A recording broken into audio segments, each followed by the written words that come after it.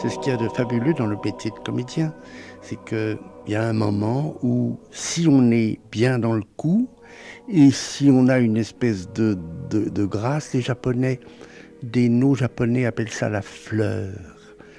Tu sais, les acteurs zen au Japon attendent un moment où quelque chose les pousse en avant. Et le public attend un moment insolite pendant lequel ils feront quelque chose où ils auront des gestes qu'ils n'auront jamais eus et qui seront inspirés par la fleur, inspirés par quelque chose.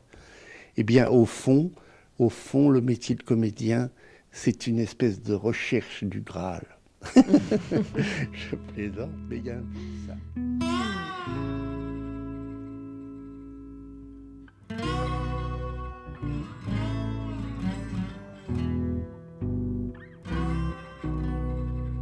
Votre nom? Ah, Dasté Jean-Georges Gustave. Date de naissance? 18 septembre 1904. Lieu de naissance? Paris. Quartier? La Villette. Profession? Comédien.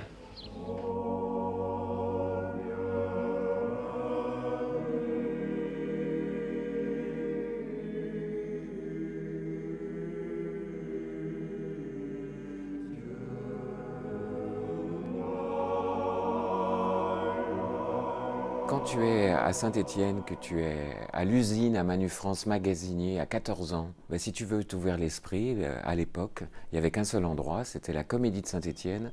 Et à l'époque, il y avait des ateliers. Ça a marqué ma vie profondément. Moi, je dois tout à Jean Dasté. Le peu de choses que je suis aujourd'hui, je lui dois.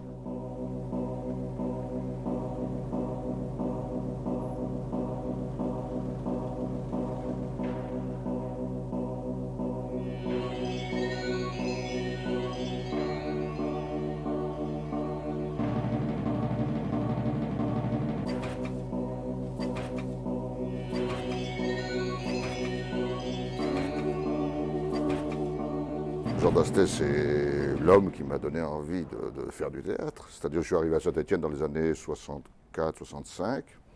Donc Jean Dasté était en activité. J'avais une petite compagnie amateur, je précise bien, et je venais voir tous les spectacles. Et c'est grâce à lui que je me suis dit, ben, je vais en faire mon métier, voilà, parce qu'il m'avait conquis. Lui et sa compagnie, c'était important. Hein, c'était un homme public. Hein, sa grande qualité, c'est d'être un passeur, c'est-à-dire de donner le goût aux gens, à la fois au public ou aux gens du métier, de faire ce travail-là de décentralisation.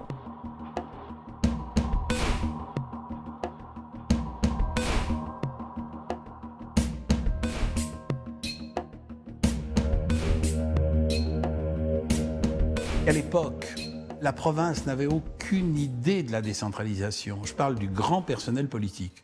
Le grand personnel politique se foutait éperdument de la décentralisation. Et les gens qui étaient conscients qu'il fallait faire quelque chose, c'était les théâtreux.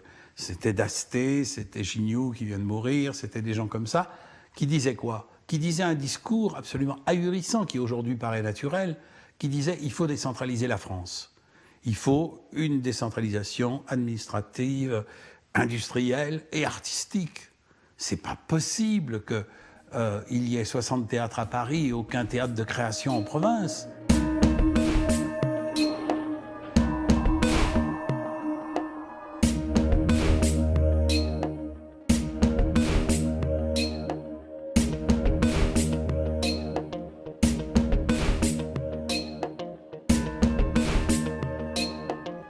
Saint-Étienne, à l'époque, fallait s'en aller d'ici. Alors, on était nourris des acteurs qui faisaient venir, parce que Jean invitait des acteurs pour certains spectacles. Il invitait des compagnies.